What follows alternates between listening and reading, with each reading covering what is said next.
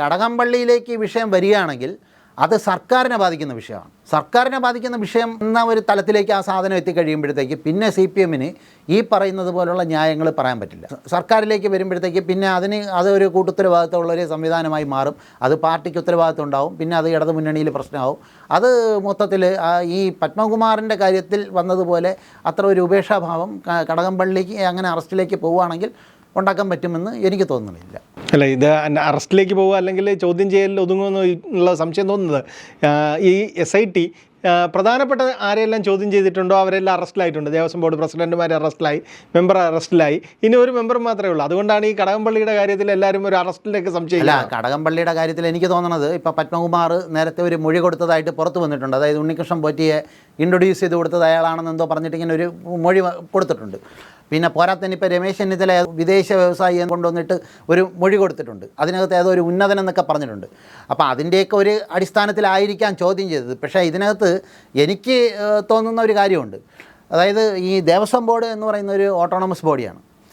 ഒരിക്കൽ body constitute ചെയ്ത് കഴിഞ്ഞ് കഴിഞ്ഞാൽ അതിനകത്ത് പിന്നെ സർക്കാരിന് യാതൊരു വിധത്തിലുള്ള പ്രാധാന്യവുമില്ല. അതായത് സർക്കാരിൽ അതിന് ഒരു തരത്തിലുള്ള ഇടപെടൽ നടത്താൻ പറ്റില്ല.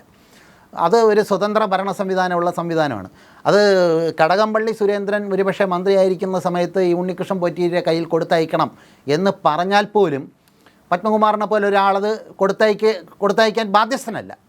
പിന്നെ അപ്പം അഥവാ അങ്ങനെ കൊടുത്തയച്ചിട്ടുണ്ടെങ്കിൽ അത് കടകംപള്ളി പറഞ്ഞതുകൊണ്ടാവണം എന്നില്ല. അത് CPM-ൻ്റെ മൊത്തം ഒരു ഉത്തരവാദിത്തമായിട്ട് മാറും. അതാണ് ഞാൻ പറഞ്ഞത്. കടകംപള്ളി അറസ്റ്റ് ചെയ്യുകയാണെന്നുണ്ടെങ്കിൽ അത് പാർട്ടിയെ മൊത്തത്തിൽ ബാധിക്കുന്ന ഒരു വിഷയമായിട്ട് മാറും.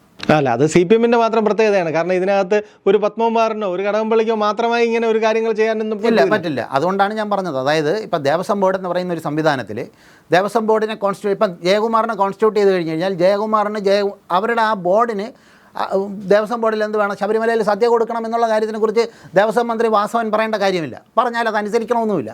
അതേസമയം ബോർഡിന് തീരുമാനം എടുക്കാം. കൊടുക്കരുത് എന്ന് വാസവൻ പറഞ്ഞിരുന്നാലും ബോർഡിന് കൊടുക്കാം. ബോർഡിന് സ്വതന്ത്രമായി തീരുമാനം എടുക്കാനും നടപ്പിലാക്കാനുമുള്ള കഴിവുണ്ട്.